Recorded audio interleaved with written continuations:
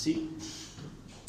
Donc, dans la définition d'un récepteur, c'est tout un élément, tout un dipôle qui est capable de recevoir de l'énergie électrique.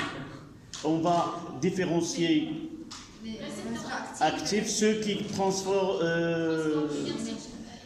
de l'énergie et la convertit en d'autres formes autres que l'énergie calorifique ou l'énergie thermique. Donc vous notez, un récepteur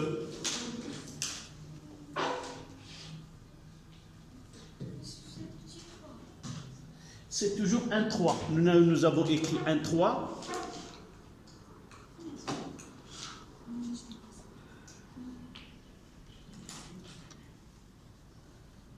Un récepteur électrique est un appareil. Un récepteur électrique est un appareil qui transforme de l'énergie électrique reçue,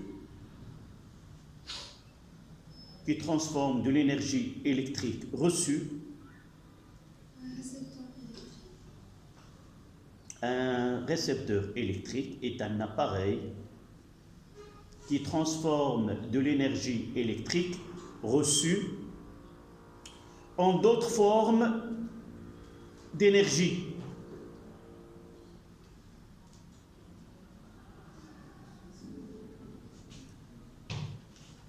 On va mettre des exemples.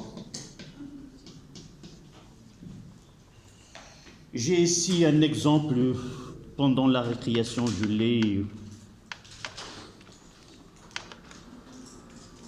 ici.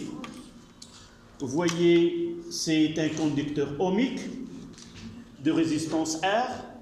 Lorsque le courant électrique passe dans ce conducteur, l'énergie électrique est convertie transformée en énergie thermique.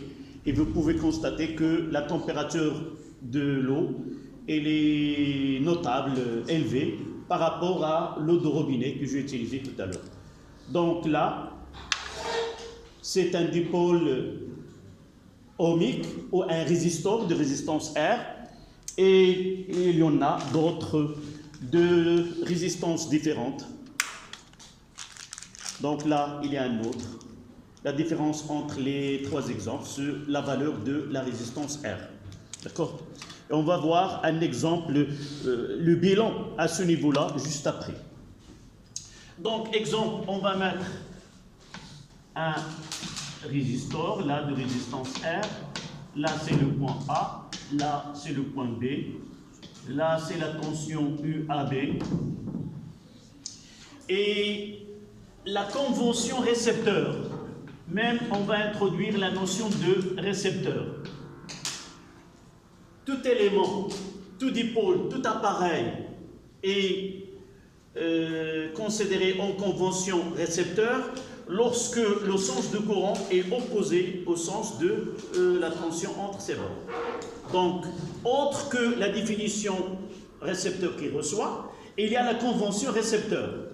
C'est-à-dire on peut représenter un dipôle en convention récepteur, comme on peut le représenter en convention, comme on va voir par la suite, convention générateur. D'accord? Donc là, un autre exemple, c'est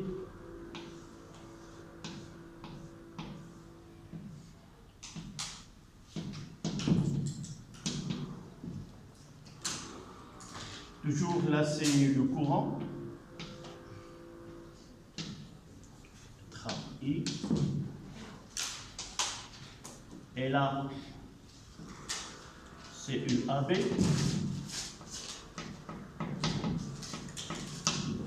Là, c'est un électrolyseur ou un voltamètre. Et le dernier, c'est le symbole d'un moteur électrique.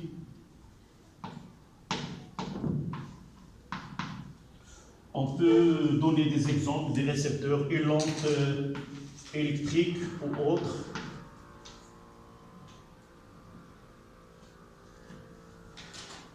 Là, c'est UAB. Et aussi, c'est E'.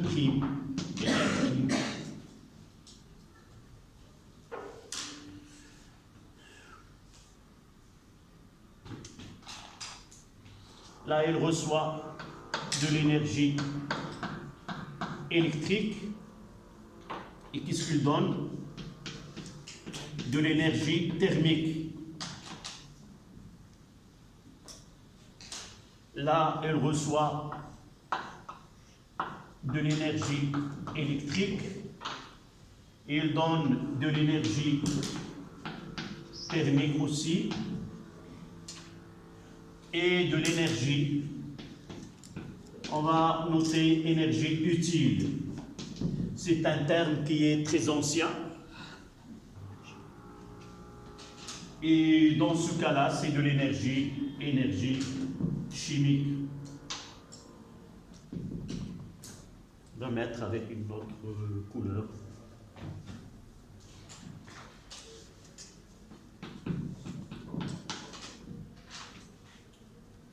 De même ici, elle reçoit de l'énergie électrique, il donne de l'énergie thermique et de l'énergie utile.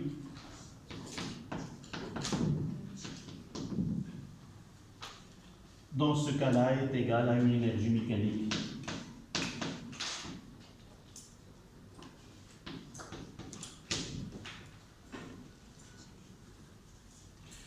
On se contente de ces exemples qu'on trouve dans nos exercices.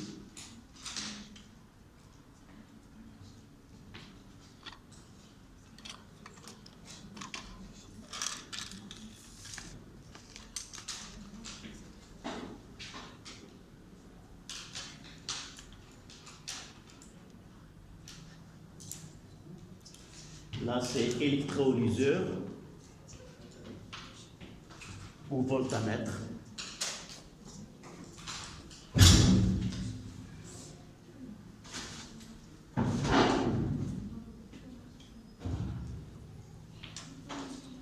Donc là, un résistor. Là, électrolyseur ou un voltamètre.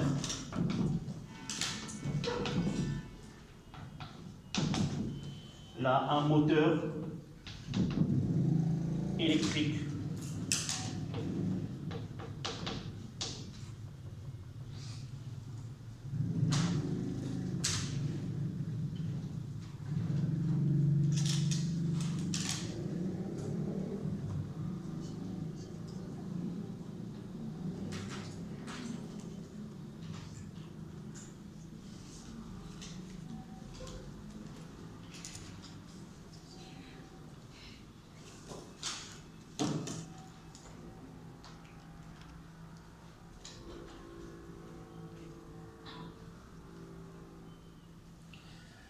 Donc, ce qui nous laisse passer à 2 en chiffres romains.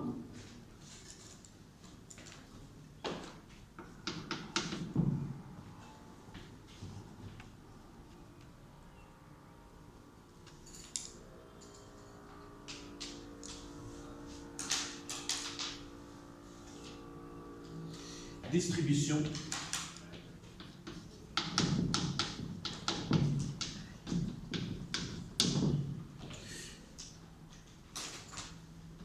d'énergie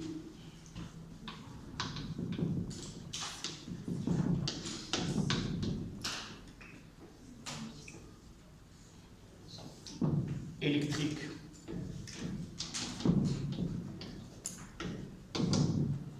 de 1 au niveau d'un conducteur ohmique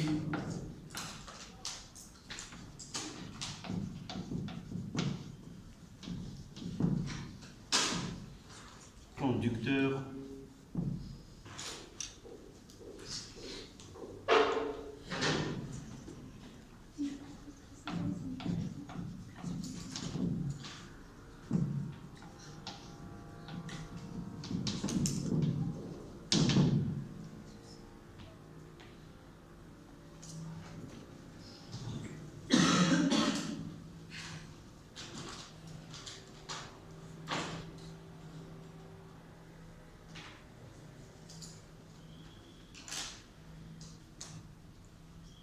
y est.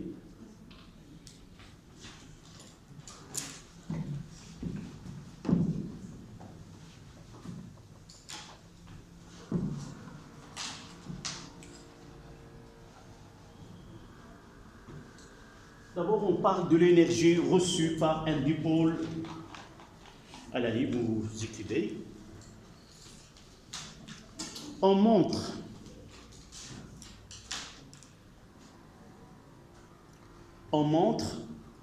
que l'énergie électrique reçue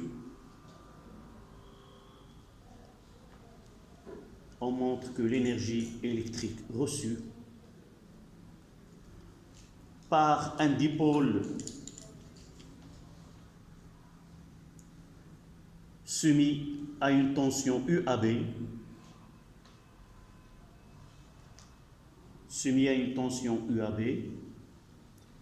est parcouru par un courant électrique.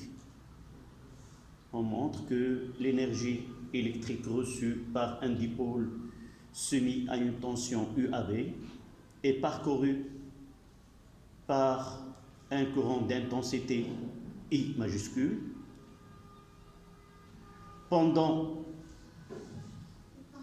est parcouru par un courant électrique d'intensité I majuscule pendant la durée delta de T et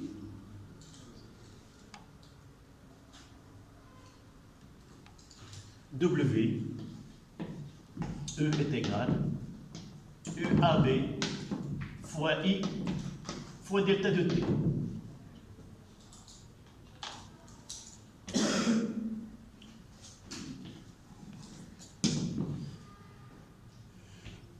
En réalité, on peut la démontrer. D'où vient cette énergie?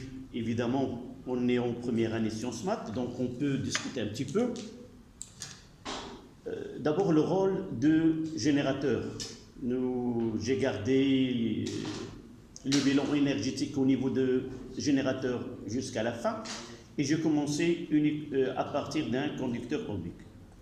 Le générateur, on le comprend mal, c'est pas un dipôle qui est généreux, qui donne de l'énergie de sa poche, mais uniquement, elle est là et il oblige les électrons qui sont dans le circuit à prendre un mouvement ordonné dans le circuit. Et c'est pour cela qu'on parle d'une force électromotrice.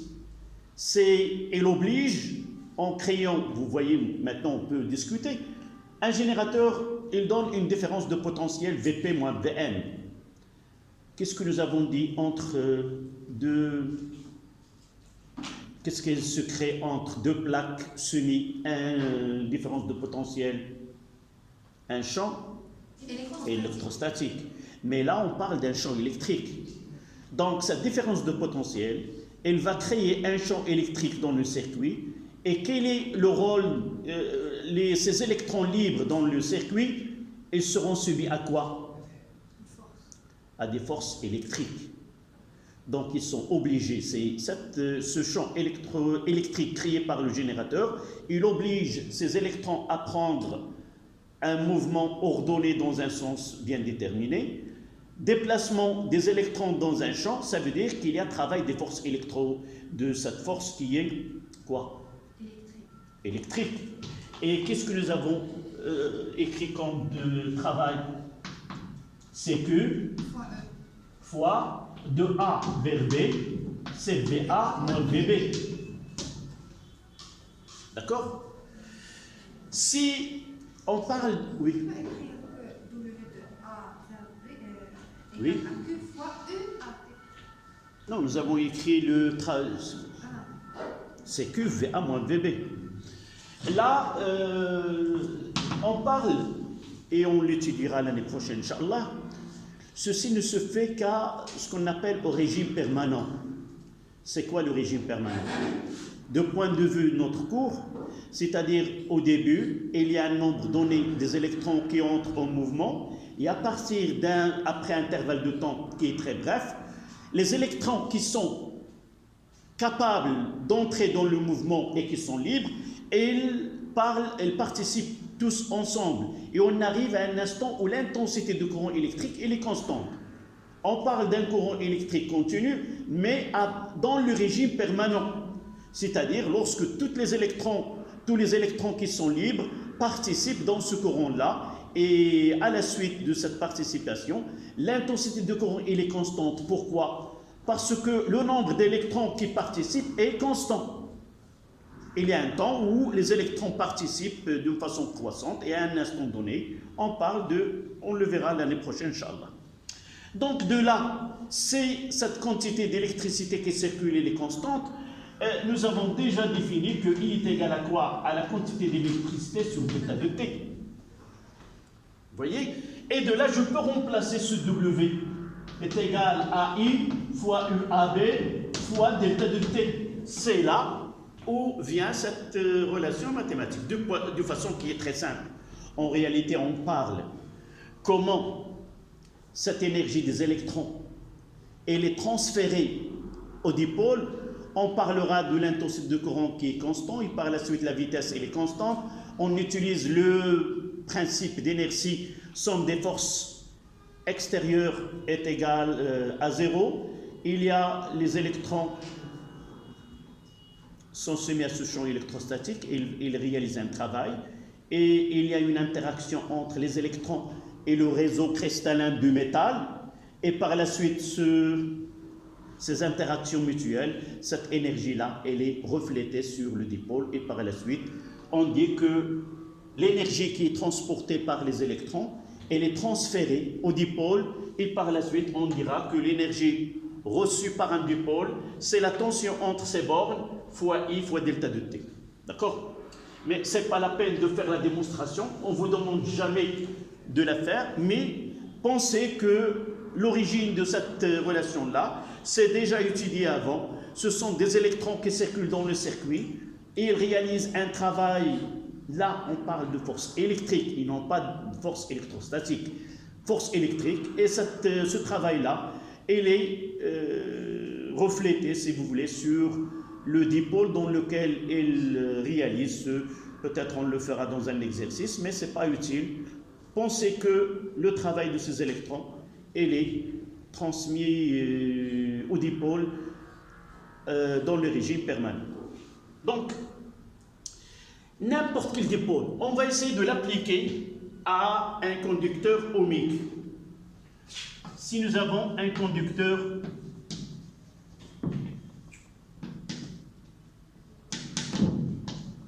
qu'est-ce que nous avons déjà étudié à propos de ce dipôle-là? D'abord, sa caractéristique. Oui, sa caractéristique, là on fera R, là c'est UR, là c'est I, et UR en fonction du I, ça donne une droite. Donc le R c'est quoi? R est égal delta de U sur delta de I, ce qu'on appelle le coefficient directeur de cette droite. D'accord? Et la relation qu'on a, CE est égal à R fois I. À partir de là, on peut déterminer l'énergie reçue par W est égal à quoi?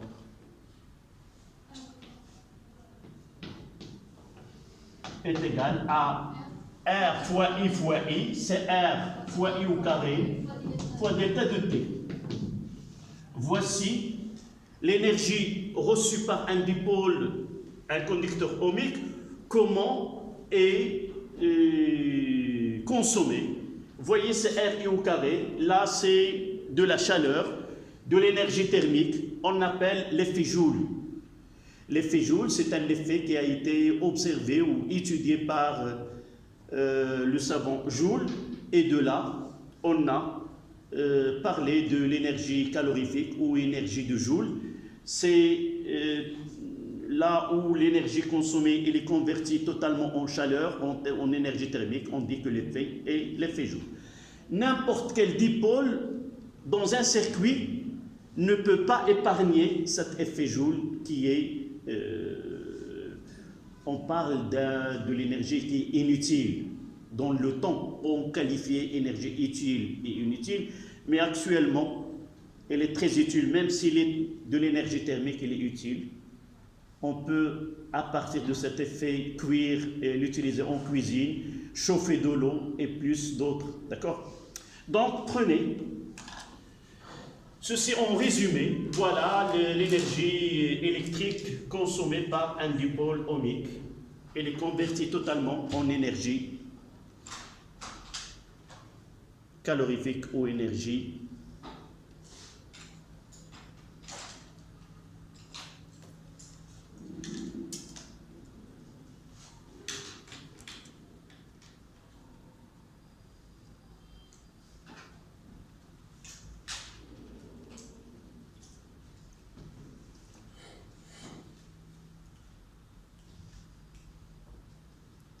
là, c'est en régime permanent lorsque l'intensité du courant atteint sa valeur maximale et devient constante. Dans ce cas-là,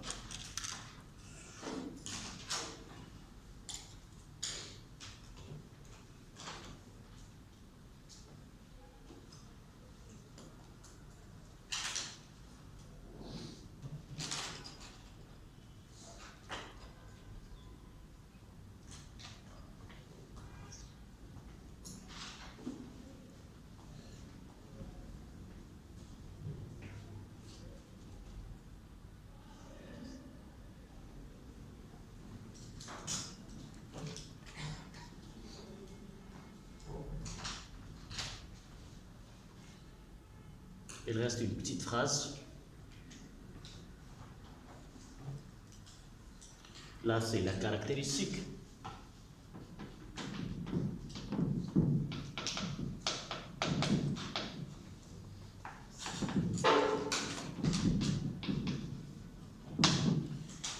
Caractéristique d'un résistor ou d'un dipôle ohmique.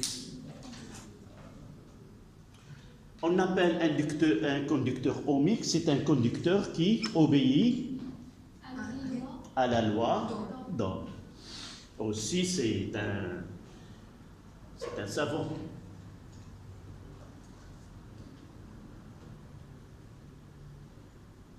C'est-à-dire que la tension, elle est d'un résistor. Oui, résistor.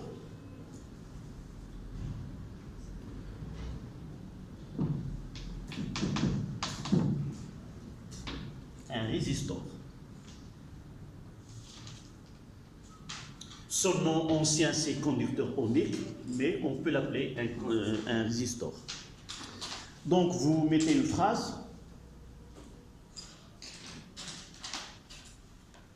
L'énergie électrique reçue par un conducteur ohmique, l'énergie électrique reçue par un conducteur ohmique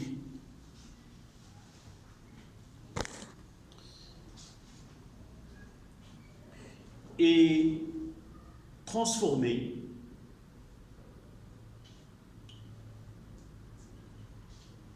en énergie thermique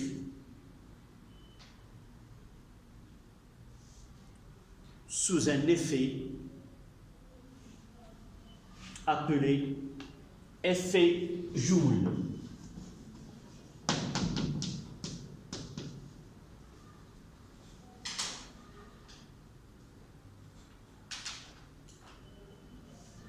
Et appelé effet Joule.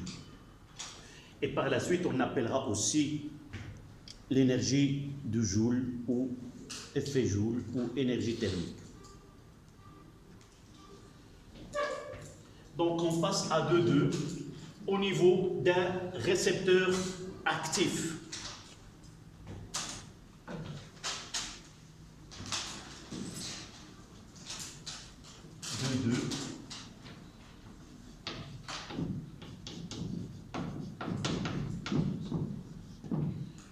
au niveau d'un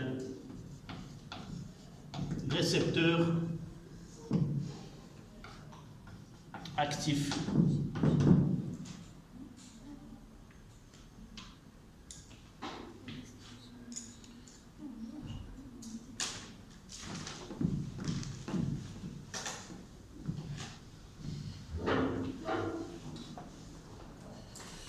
Donc d'abord on définit un récepteur actif.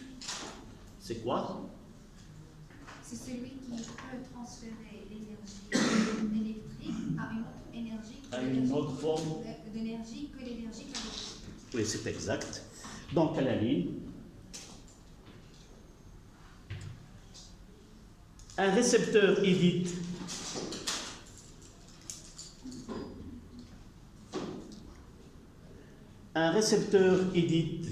actif, un récepteur actif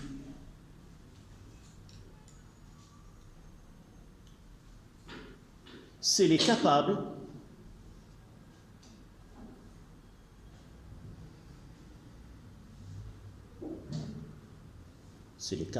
de convertir ou de transformer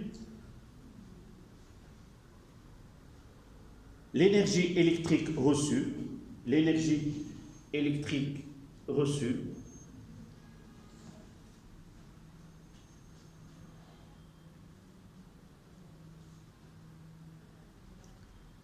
à une forme autre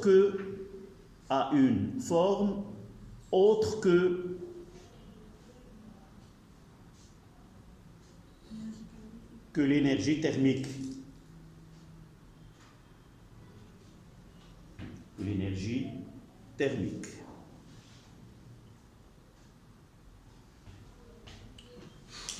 Les exemples, les deux qu'on va traiter, c'est électrolyseur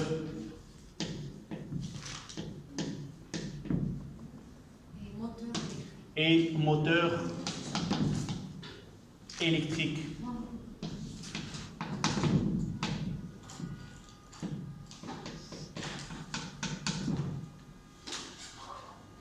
Celui-là, il donne énergie chimique et là, énergie mécanique. Qu'est-ce qu'on entend par énergie? Comment on peut dire, voilà, il y a de l'énergie chimique?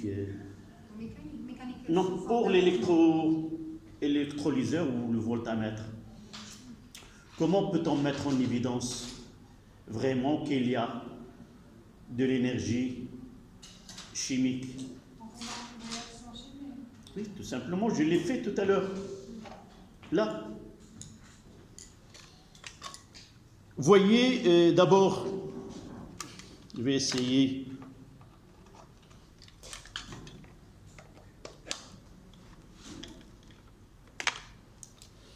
Voilà, je dois utiliser ces pinces Codil. Ici. Et l'autre là. Et vous voyez qu'il y a une réaction chimique. Sans cette énergie électrique, j'ouvre le circuit, vous voyez, aucune réaction ne se produit. On étudiera l'année prochaine, Inch'Allah, ce type de transformation. C'est une transformation qui est forcée. À l'aide de l'énergie, on force l'électrolyte qui est là à réagir à deux électrodes qu'on appelle cathode et anode. C'est le programme de l'année prochaine, Inch'Allah. Donc c'est une transformation qui est forcée. Du fait de la réalisation, s'il n'y a pas de courant électrique, aucune réaction ne se produit. Donc c'est le courant électrique qui passe donc l'électrolyte dans la solution permet de réaliser une réaction chimique. Et pour réaliser une transformation chimique, il faut dans ce cas-là de l'énergie. Donc l'énergie électrique, une partie a été convertie en énergie chimique. De même pour le moteur électrique, à partir là, nous l'avons déjà vu que, oui, le voici.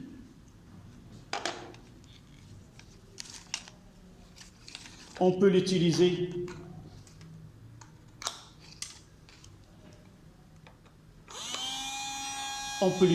pour soulever un fardeau, d'accord?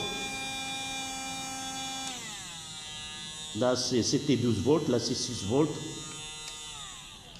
Donc, ici, c'est de l'énergie mécanique, c'est-à-dire un mouvement. Là, c'est l'énergie chimique, c'est-à-dire réaction chimique. D'accord? On va donner le schéma général d'un récepteur. Là, c'est E' et R'. Là, c'est A. Là, c'est B. UAB. Donc, convention récepteur, ça veut dire que I est dans le sens opposé. Et la tension UAB est égale à E' plus R' fois I. E', c'est la force contre-électromotrice. D'accord? E', force contre-électromotrice. Et on la note tout simplement FCEM. Voilà l'abréviation. Et R, c'est la résistance interne. R'.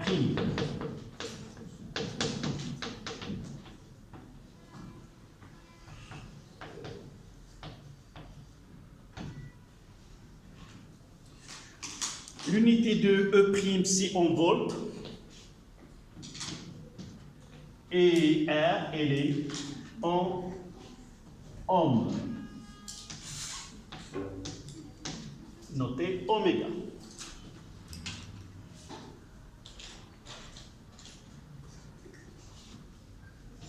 Si nous voulons tracer la caractéristique, là c'est UAB, là c'est I. Vous voyez que c'est une droite qui ne passe pas par l'origine. Donc, là c'est E'. Et le coefficient directeur R'. Et le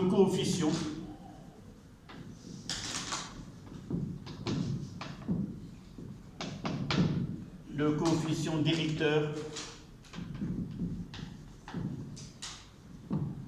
de la caractéristique.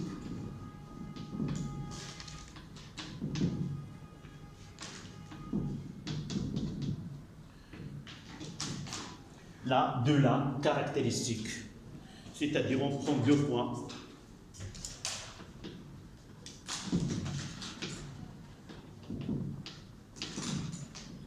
On peut dire que R' est égal à U1 moins E' sur I1 moins 0. Vous pouvez choisir un couple quelconque. Ce point-là, c'est E'0, U1, I1.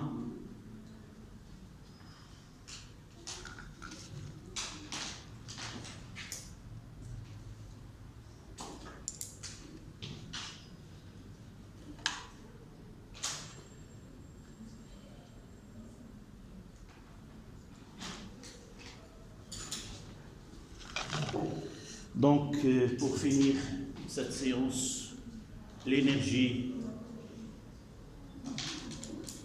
reçue, on a W de AB est égal à UAB fois I fois delta de T.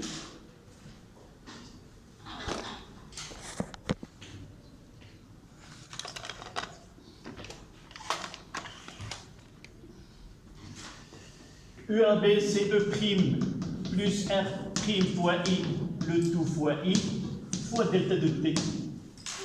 on remplace la tension. Et vous voyez que cette énergie reçue, c'est E' fois I fois delta de T plus R' fois I au carré fois delta de T.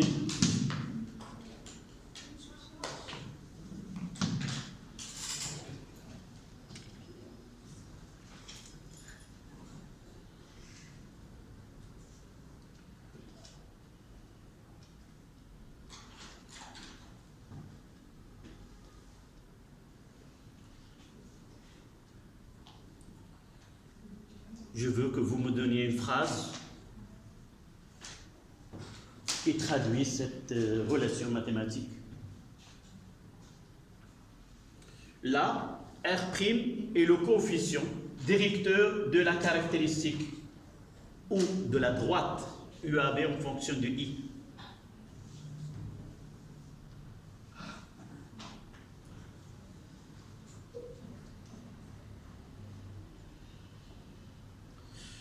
Vous voyez, là, c'est R au carré delta de T, c'est de l'énergie thermique. Là où il y a R, c'est de l'énergie de Joule. Et là, E' fois I fois delta de T, c'est l'énergie utile.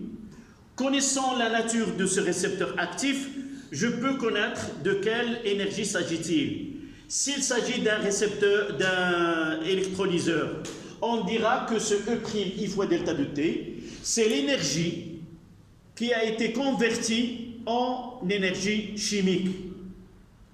Une partie, ou d'une autre manière, une partie de l'énergie reçue, une partie elle est convertie en énergie utile, entre parenthèses c'est quoi? Soit chimique, soit mécanique, et une autre partie elle est convertie en chaleur ou en énergie thermique. D'accord? Connaissant la nature de récepteur, je peux dire de quelle énergie utile on parle. Généralement, on utilise cette notation-là, W avec un là, c'est l'énergie utile qui est égale à E' fois I fois delta de T.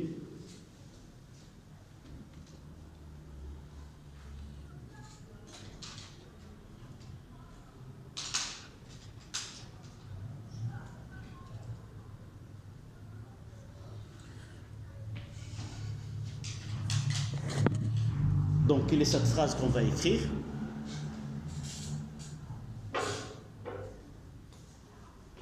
Où tu es utile. Lorsqu'on voit cette étoile-là, ça veut dire utile. D'accord?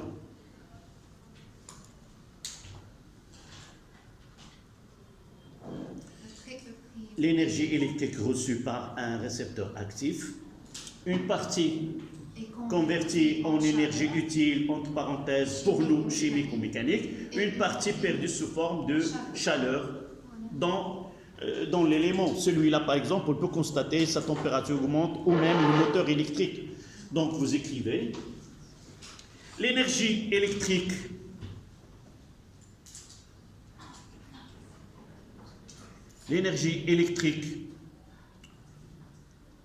reçue par un récepteur actif, l'énergie électrique reçue par un récepteur actif, une partie convertie en énergie utile, oui, vous ouvrez la parenthèse mécanique ou chimique, et une partie est dissipée par effet Joule, et une partie dissipée par effet Joule. Dissipée en arabe, c'est tabaddat. Les nuages sont dissipés, c'est-à-dire une partie dissipée par effet Joule au niveau de la résistance interne.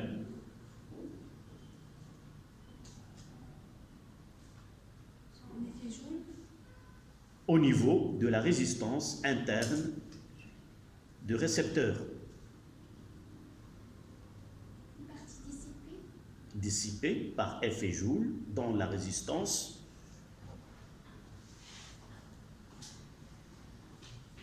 interne du récepteur. Et pour finir, convertir l'énergie en puissance, c'est là, on s'arrête avec cette formule. Comment convertir une énergie en puissance? La définition de la puissance, c'est quoi?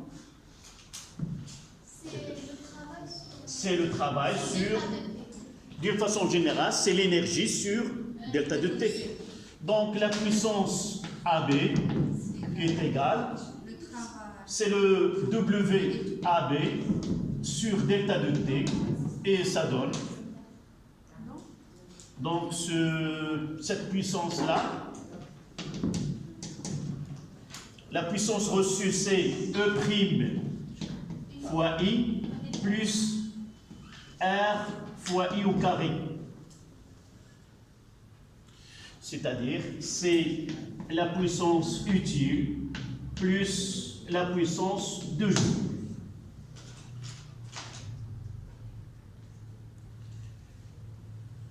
Si je continue la dernière équation, on va rester ici.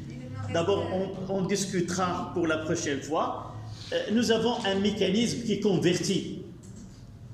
Donc, généralement, lorsque il y a de l'énergie électrique convertie en énergie chimico-mécanique, on parlera de quoi? Du rendement. أنا كنعطيك واحد الطاقة وأنت كتعطيني طاقة واحدة أخرى.